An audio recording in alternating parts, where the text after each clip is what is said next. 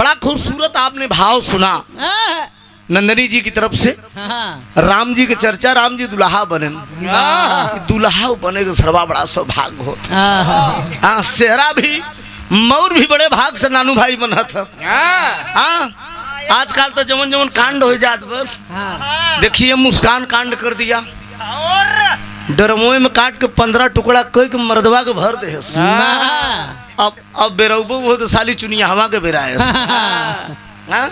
कंचोत बकुली बकचोत गड़ही के। साला कहावत कही है कि दिल लगा है गधी से तो परी क्या चीज है। रिंदे के नजर में मैं खाना काबे के बराबर होता है। नया कांड तब ले चुनिया हवा के खत्म नहीं भा, ओकरे बाद एक कांड आएगी कि सास लेके दमादन के फुर्र होगी। ताजा का भा नाती पोते के साथ दादी फरार। दुनिया में क्या होने वाला है? हाँ? कह के गए सिया रामचंद्र से ऐसा कल जुगाएगा, हंस चुनेगा दाना तिनका कौवा मोती खाएगा। अब बात बात पे मात पिता पे बेटा हाथ उठाएगा। ये जमाना है। अपना औलाद अगर तनी के गरम मिजाज में बाप बोल दे ना तो चाचा अगर बोल दे होश में बोला तो हार कमाई ना उनका तो सेटबे नहीं करते। अपने पापा अपने बाप को जगह खात है तो हार हम सेटअप। ये जमाना है, यही जमाना है। कहीं पोता के लेके फरार होती है बतावा। 16 अप्रैल की बारात आने वाली थी, बेटी कुंवारी रह गई, मतारी मजा लेती गई। सोचा क्या क्या जमाना लग गया है। हाँ अब तो डर लागत सरवा। हाँ एक ठिकाना आए रहा न तका समान चाहिए, सुना अगुआ महान बसंधिनीय जवान चाहिए। जवान चाहिए। हम जय संधिन हेरब सब जेकर दांत खड़ा रहा है। जवान का करब, दूठी बेचारी मिली है इन बुढ़िए। और तू हमारे नवाली के देखे के चक्कर परेशान है। भाई छत अरे धन हो नानू भाई, छीमी वाली हेरत रहे। समय है समय पे। अरे 12 छीमी हेल ले। अरे 14 छीमी हम दिखाई यार। चला अच्छा आइए एक प्रसंग छोटा सा भाव मिलेगा। पुरुषोत्तम मर्यादा राम की ही चर्चा मिलेगी। भूमिका का लाइन तनी दाप के दे।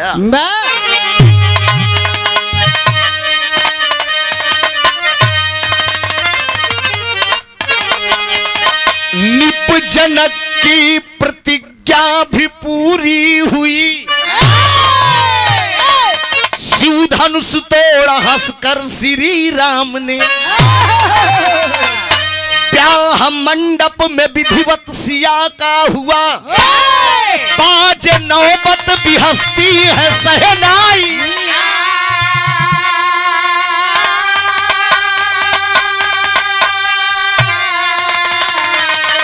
अरे रो रो सखिया के अखियां के पखियां कहे,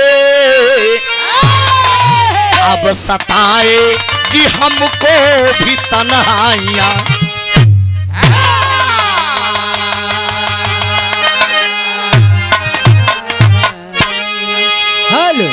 रो रो सखिया के अखियां के पखियां कहे, अब सताएगी हमको भी तन्हाइयां।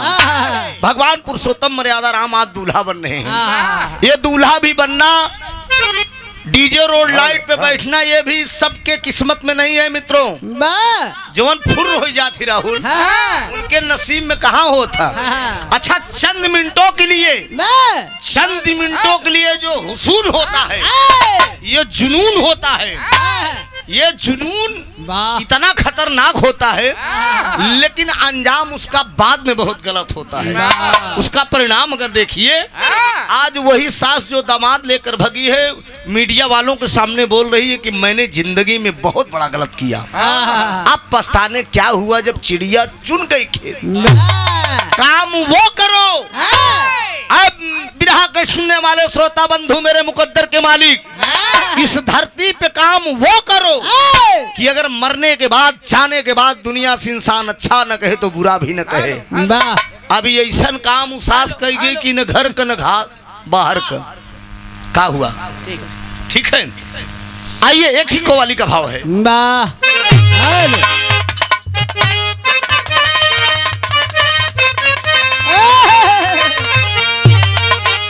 अरे तसल्ली इस तरह अक्सर,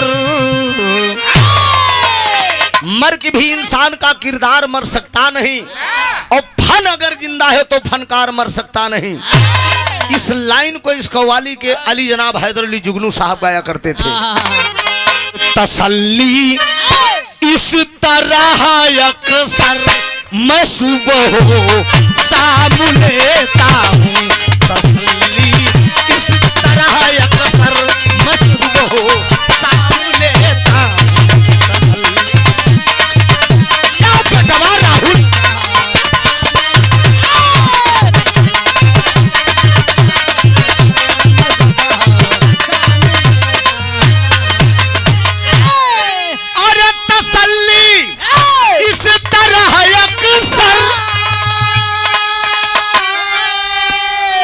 सुबह शाम लेता हूँ, मैं सुबह शाम लेता हूँ, मदीना मदीना याद आता है, मदीना याद आता है तो दिल को थाम लेता हूँ, मदीना याद आता है तो दिल को लेता।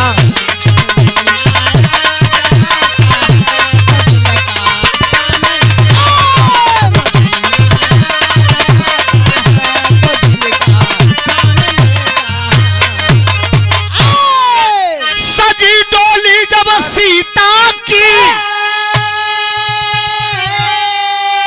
अरे सहनाई मुंह ने खोला है, सहनाई मुंह ने खोला। जनक जी, अभी आप लोगों ने सुना नंदिनी जी से, बेटी का बाप गरीब नहीं होता दो, देने वाला कहां सदैव ऊंचा रहता है दो। एक बेटी का बाप इतना बड़ा जलसा अपने दरवाजे पर लगा के लोगों का भोजन कराए, बाबूजी पूरी व्यवस्था दे, एक राजा के बराबर हैसियत होती है। लेने वाला बल्कि बाबूजी डाउन होता है। अरे बेटवा का बाप तो बाबूजी मुंह खोल के मांगा था, तो देने वाला महान होता है दोस्त। महाराज जनक जी महाराज दशरथ से कह रहे हैं, जनक जी अति मगन होकर, जनक जी अति मगन होकर विदाई देने आए हैं, जनक जी अति मगन होकर विदाई देने आए हैं।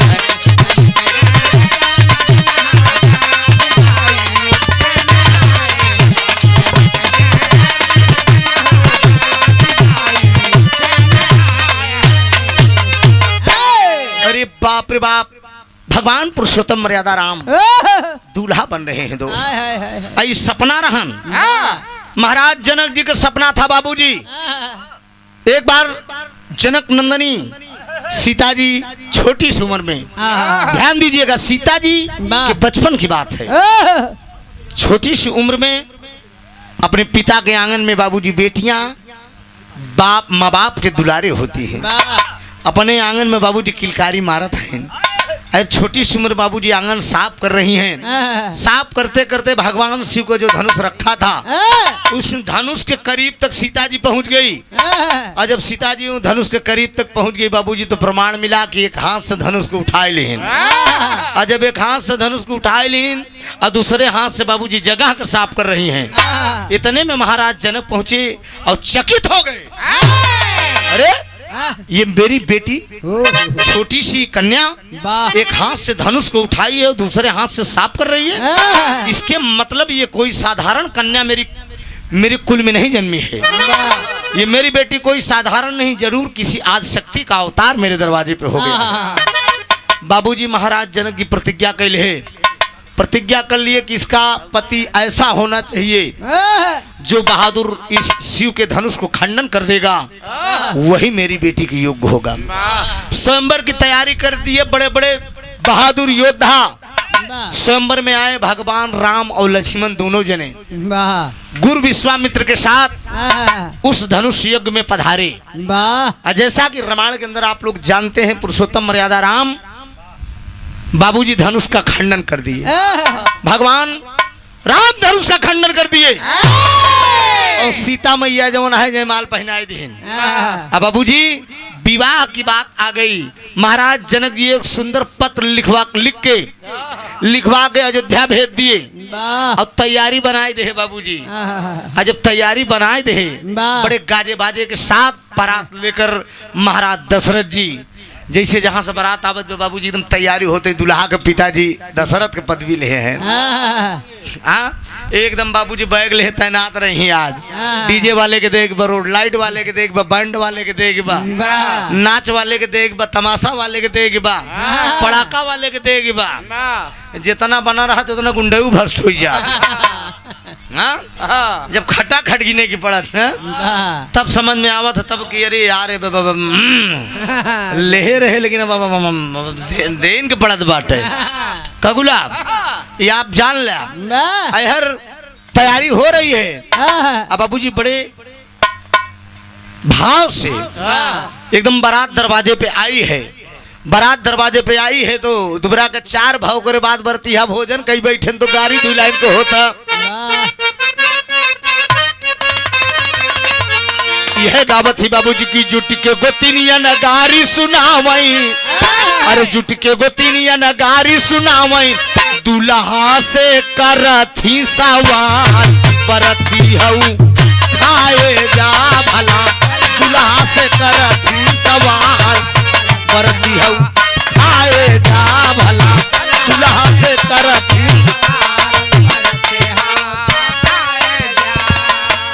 घरातिन का काम हम पूरा कर देते बेचारे भी रास्ते में आए लेकिन हम लहाई देते हमार संदेश कह दिया कि त्रिभुवन तो लोग गरिया के गए और तमाम बात कहा थी। लई के बरतिया में आया मेहरावा। लई के बरतिया में आया मेहरावा।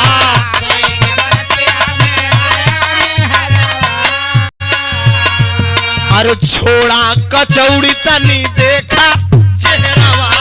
छोड़ा कचौड़ी तनी देखा चेहरावा।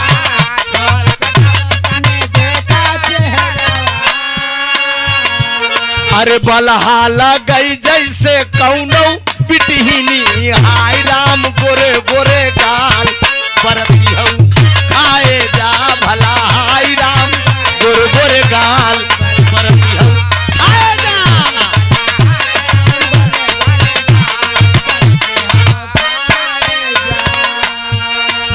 जौनपुर को माँ बहन लोग गावत यही जिला का बाबूजी। बोला बोला ए बोला बोला दुल्हाऊ का खैबा। बोला बोला बोला बोला बरती हऊ का खैबा। बोला बोला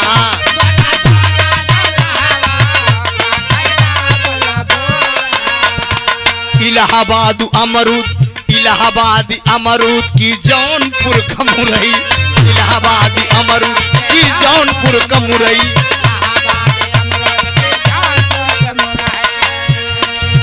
बियाह बनारस कयाम लंगड़ा खैब्या। बोला बोला बोला बोला दुल्हाऊ का खैब्या। बोला बोला बोला बोला बरती हऊ।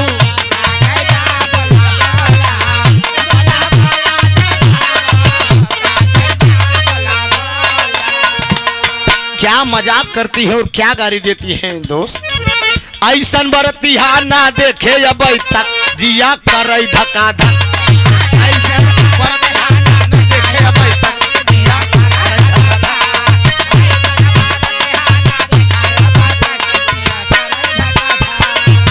भांति भांति के अरे आइले बराती।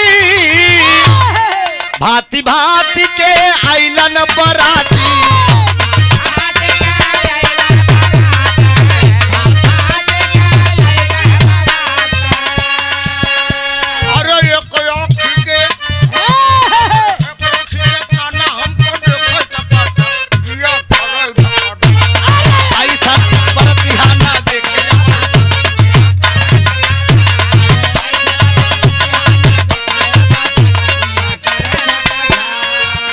तोरे पिछवरवा राई चौराई भला। अब बेटवा राहुल जब तू दुल्हा बन के जाबा तो यही कहे चौराई खोटा लिखी राहुल के अम्मा।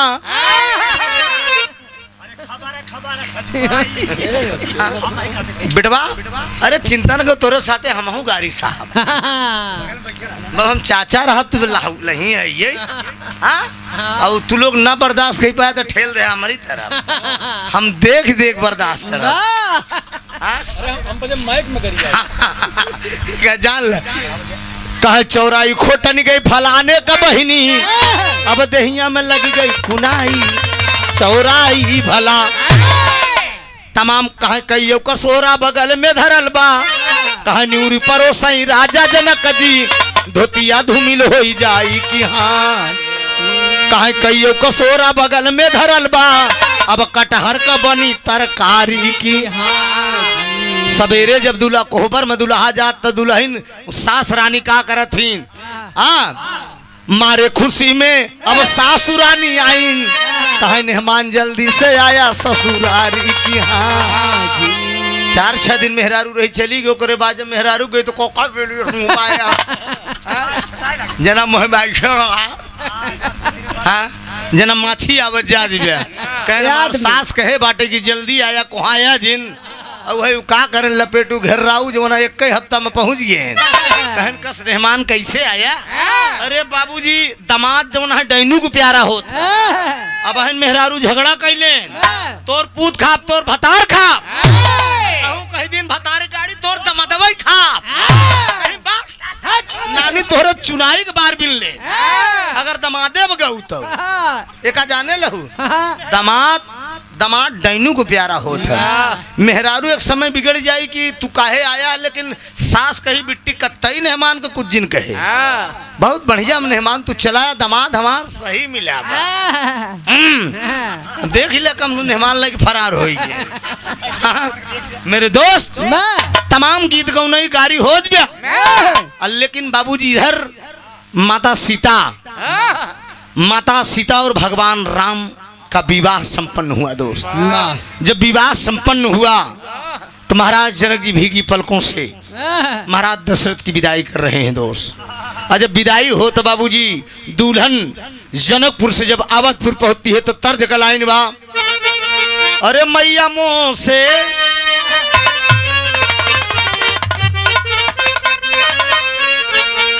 यही तरज का लाइन कि मैया मोह से चला नहीं जाऊ अरे मैया मोह से चला नहीं जाऊ दूर तोर मंदिरवा मैया मोह से चला नहीं जाऊ दूर तोर मंदिरवा।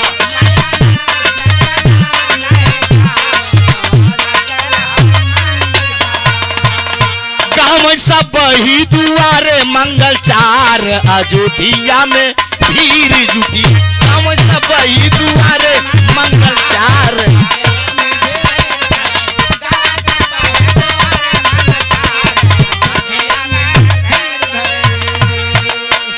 तमाम औरतें मुंह दिखाई दे रही हैं बाबूजी। मात सुमित्रा कंगना दीन कैकेयी कनक भवन रामा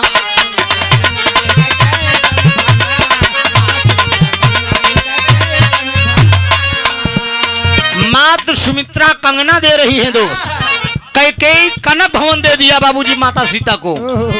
राजा दशरथ जी आराम से बेटा राजा दशरथ जी दिए मनिहार अयोध्या में भीड़ जुटी राजा दशरथ जी दिए मनिहार अयोध्या में भीड़ जुटी।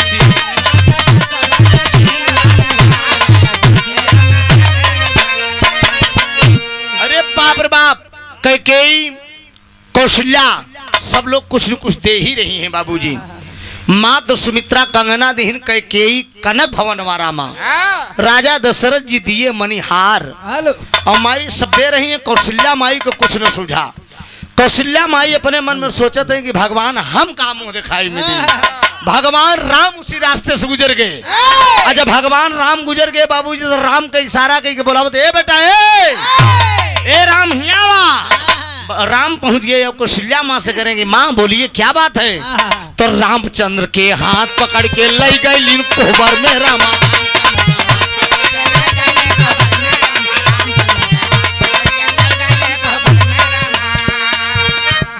रामचंद्र के हाथ पकड़ के ले गई कोहबर में रामा।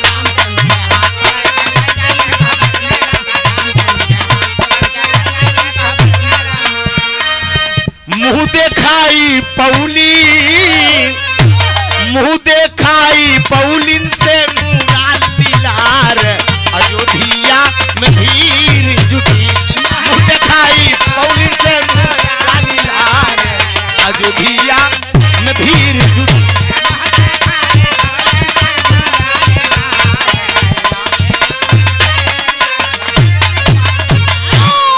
यार तमाम सब लोग जुट के मुंह दिखाई कर रहे हैं।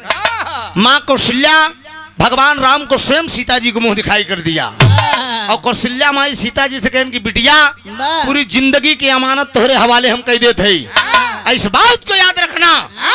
सीता मैया वादा करें कि माई हम तोहार अमानत जिंदगी में सुरक्षित रखा।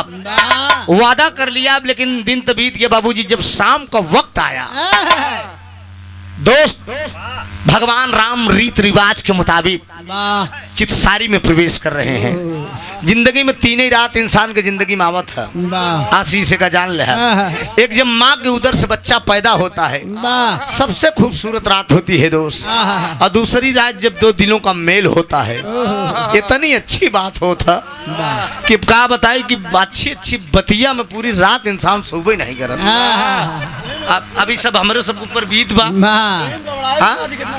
अब वो अलग बात बा, अपन कंचोत बकुली बकचोत गड़ा ही काम हो। समझा बाबूजी, ये आप समझा। दूसरी रात सुहानी रात होती है, दो दिलों का मेल होता है, जिंदगी की एक नई शुरुआत होती है दोस्त। एक इंसान जब दुनिया से विदा होता है वो आखिरी रात रहा था दोस्त, तीसरी रात रहती है। भगवान राम प्रवेश किए, जनक नंदिनी को इशारा कर रहे हैं बढ़ जाओ सीता। चरण स्पर्श किया, चरण धोती हैं, पिया बैठिए आप। आरती उतारती हैं सीता मैया। इतने में भगवान राम कहते कि सिया घूंघट खोलो, जानकी घूंघट खोलो। भगवान राम से सीता मैया कहा कि ना ना ना ना, ये घूंघट ऐसे थोड़ी क्यों खुल जाई। कहा बोलो क्या कहना चाहते हो, तर्ज बा डॉक्टर।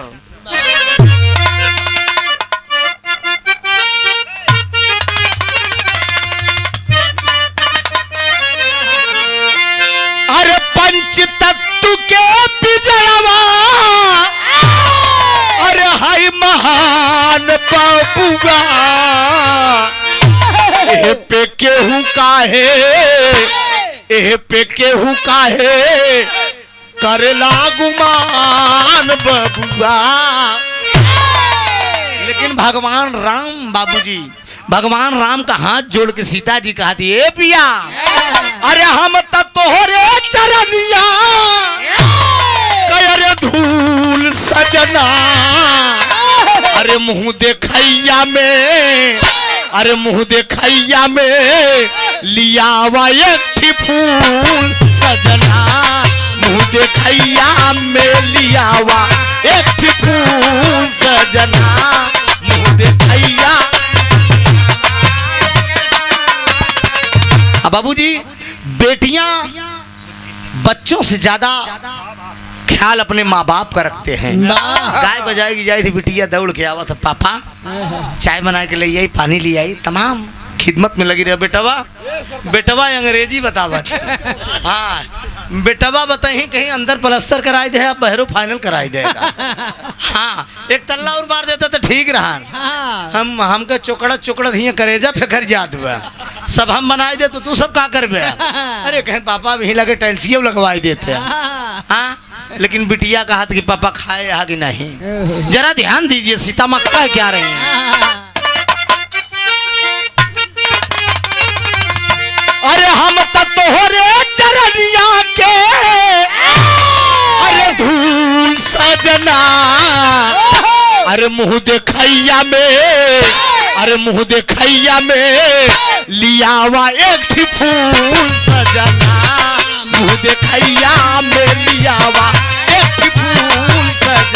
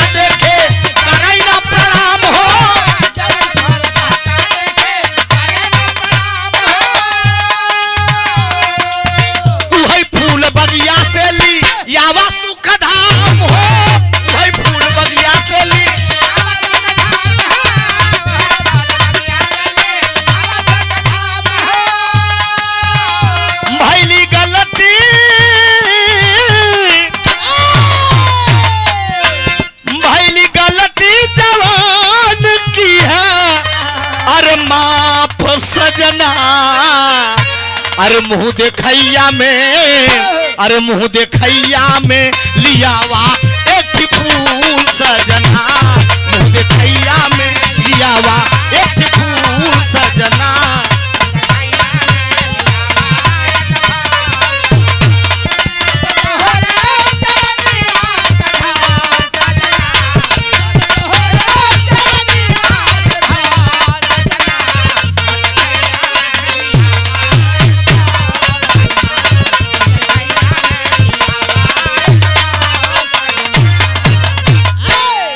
भगवान राम से गाना भी एकदम करीब है दोस्त, 5-7 मिनट का भाव और बचा है बाबूजी। भगवान राम से जानकी बोलती है कि हमें वो फूल लिया गया जमन फूल आपको देख के कभो नतमस्तक न हो, नमस्कार न करे, वही फूल हमका मुंह दिखाए में चाहे तब ये घूंघट खुली ना है तो घूंघट खुली। अरे बाप रे बाप, भगवान राम सोचने लगे बाबूजी टेरी का भाव है।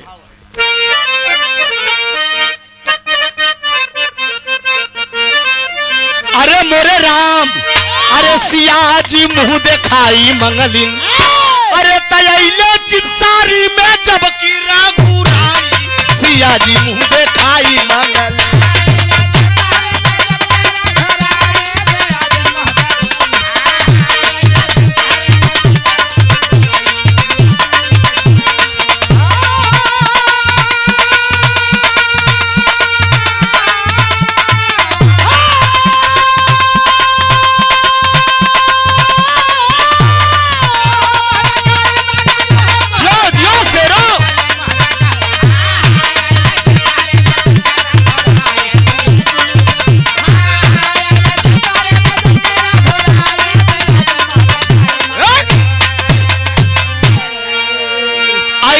सारी में जब की रघुराई, सिया जी मुंह दिखाई मंगली।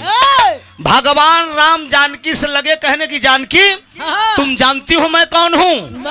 सीता जी कहा हम जानत है तू भगवान पुरुषोत्तम मर्यादा राम है, लेकिन हमें वही फूल ले आए कि आप दे दे जवन फूल आपको देख कर नमस्कार न होए। रात ही रात भगवान राम बाबूजी निकल दिए कमरे से, धनुष बाण उठाए, मंत्री को आदेश दिया, रसद के तैयार हो गया।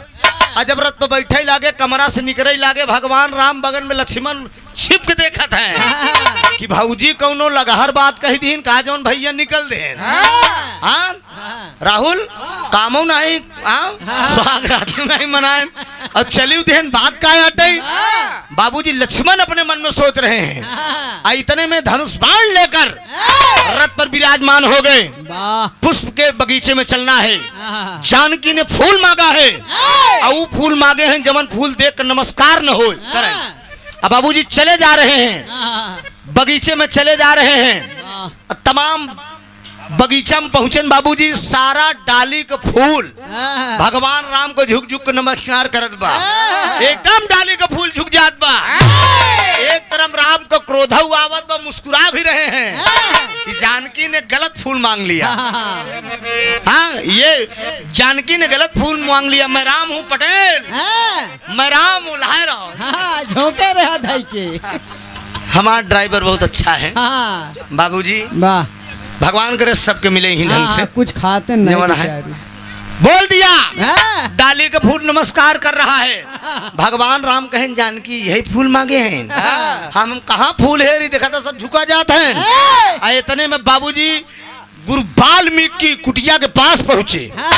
जब वाल्मीकि की कुटिया के पास पहुंचे बाबूजी, सारा फूल झुका जाते हैं, एक कई कनखी में दूठी लगा है, एक कई कनखी में दूठी लगा। उन्होंने भगवान राम को देखा और टटाट चला जाए, एकदम बर्रा चला जाए। भगवान राम कहन बस ये तो दूठिया है। कहावत कही बे दोस्त, अपने से हार और अपने से जीत। राम सोचते हैं सीता एक मांगे हैं लेकिन हम दूठिया हैं। जरा गौर करेंगे भाव निकलेगा बाबूजी, दूठी कैसे हैं। और वही एक फूल उठाए को हमें से तोड़ लिए, और जब तोड़ लिए तो बच्चे का शीश आ गया बाबूजी, रक्त की धारा बहने लगी और धड़ नीचे गिर गया। एक बार डाली का फूल ललकारत बा।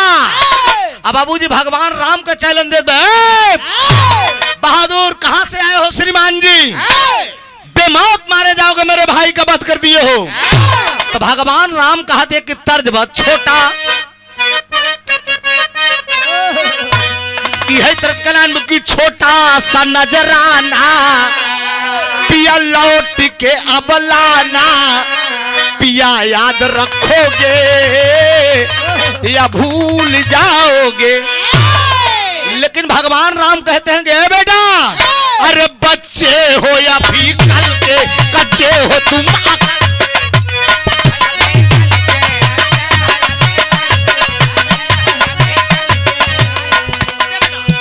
बच्चे हो या भी कल के कच्चे हो तुम अकल के, आए हो यूं उछल के बोलो जम के लड़ोगे भाग जाओगे, बोलो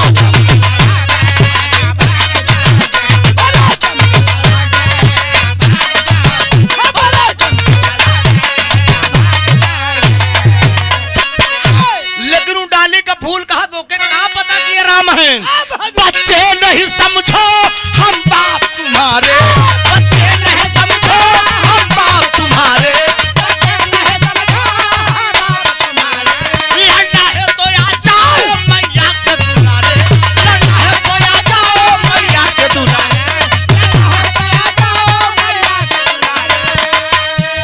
रनवा में मैं तो अकेला, रनवा में मैं तो अकेला, अरे मैया के गोदी में खेला, बातें नहीं बनाओ लड़ना है तो आ जाओ, बातें नहीं बनाओ लड़ना है तो आ जाओ, बोलो जम के लड़ोगे या भाग जाओ, बोलो जम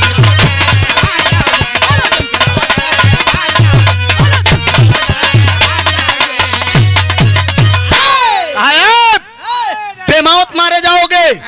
कहा श्रीमान जी हमारे गुरु के आवे दे, हम बच्चा नहीं है, खाली में देखाइन में हम हाँ, लेकिन अधिक मजा दे दी हमारे गुरु जी के आवे दे तो हम बताई थी तो हर सारा कर्म कही दे। श्रीमान जी भगवान राम अपने मन में सोच रहे हैं कि बताइए ये डाली का फूल, ये डाली का फूल इसकी इतनी हिम्मत कि मुझे ललकार रहा है। मैं राम हूँ, मैं राम हूँ, इसे पता नहीं मैं अयोध्या का राम हूँ, लेकिन डाली के फूल के इतनी हिम्मत कि हमें चैलेंज कर रहा है और ये मुझे कह रहा है कि मेरे गुरुजी को आने दो। हमारे गुरुजी के आवे थे तो हम बताई थी, बाबूजी बोल दिया, डाली का फूल बोल दिया, हमारे गुरुजी के आवे थे तो बताइए। इतने में बाबूजी शिशक शिशक के रो रहे हैं, आल्हा का भाव बा, अरे रथिया पे चढ़ के प्रभु, अरे रथिया पे चढ़ के राम, अरे कारले रुदनवा ये भैया, रथिया पे चढ़ के राम,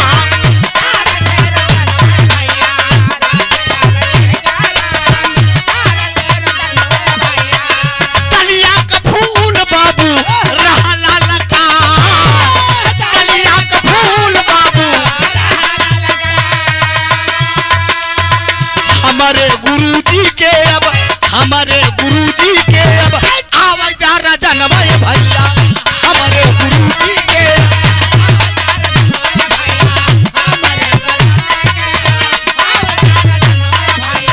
तब ले बदलाया बा सुना श्री माँ,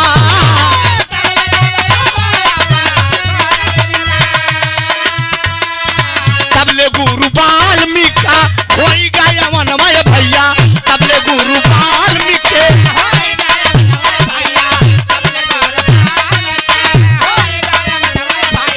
राम देखी रोवे लागे सुना श्री माँ,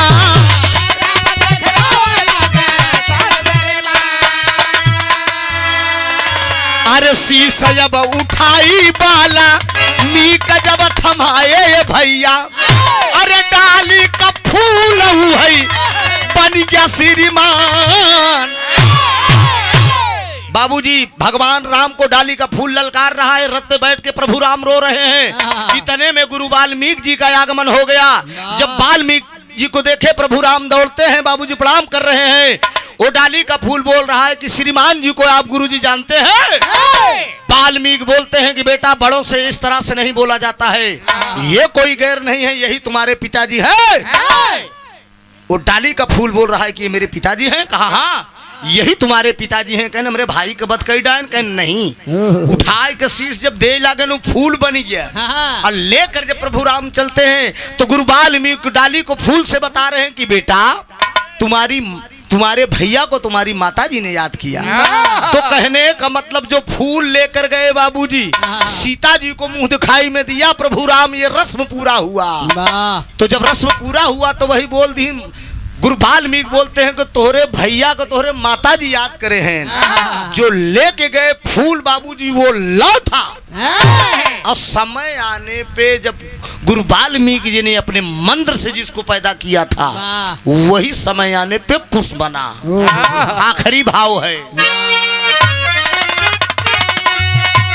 पंधारी के लाइन में, कहा ये बना मिली, ये भैया ये बना मिली, ये बाबू अब ना मिली, कहा ननुआई का तरकारी अब ना मिली, कहा भाई कुल्हुआ ये उगड़ारी अब ना मिली, अब सकर नौकरी यही सरकारी अब ना, अब घूंघट वाली नारी अब ना मिली। एक लाइन मैं गाया था 2017 में बिग गंगा चैनल पर बिरहा दंगल में जब गया था। कहा ये बना मिली, ये भैया ये बना मिली, ये बाबू ये बना मिली, अरे तजे कर मर गई महातारी ये बना मिली। एकदम भैया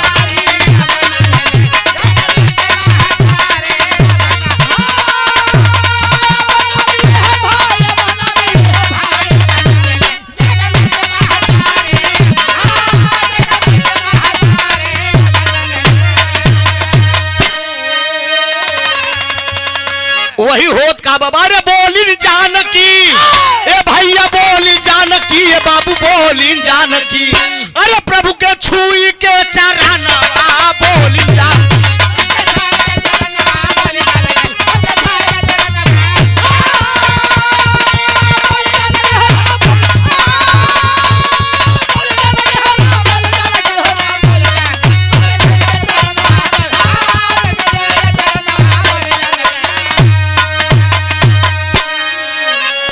लव और कुश का दोनों बेटवन का बात दिए बतलाई। अरे सभा बीच में गा करके मुंह दिखाई दिए सुनाई बाबू बोलिन जानकी, अरे तब पूरा भाई ले यारा मानवा बोलिन जानकी।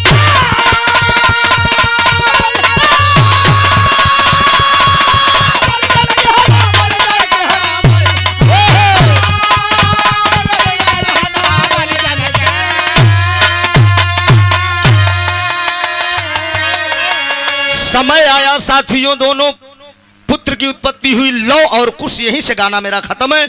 समय का अभाव है, जिंदगी में कभी फिर दर्शन होगा। बहुत अच्छा लगा बाबूजी की दरवाजे पे आकर घराती बराती सबको मेरा नमस्कार है। स्वामी गीतानंद अनंत भय भुल्लुर तदिये कोतारी, राजा राम आधार हैदर गुरु अनिल की बाबली, अरे सियाजी मुंह दिखाई मगलिन, ई बिरहा त्रिभुवन नाथ यादव कुल रहा सुनाई, सियाजी मुंह दिखाई मगलिन।